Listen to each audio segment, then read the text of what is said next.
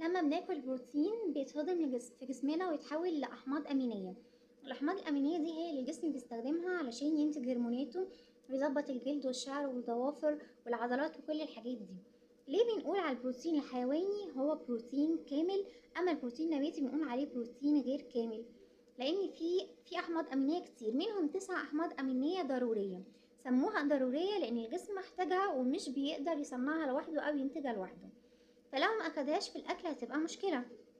البروتين الحيواني هلاقي في أي نوع من أنواع البروتين الحيواني فيه 9 دول كاملين. لو أكلت بيضة هاخد ال9 مع بعض، لو أكلت لحوم أسماك دواجن هاخد ال9 مع بعض. لكن البروتين النباتي هلاقي إن كل نوع ناقص فيه 1 أو 2 من الأحماض الأمينية دي. طيب أعمل إيه بقى علشان أحول البروتين النباتي ده لبروتين كامل زي البروتين الحيواني؟ الموضوع سهل وبسيط، حاجة اسمها بيرنج. يعني إيه؟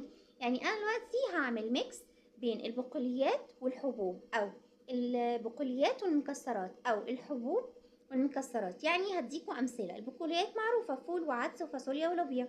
لو أكلتهم مع الحبوب زي رز أو مكرونة أو عيش، لأن العيش والمكرونة معمولين من الدقيق، كده بقى بروتين كامل.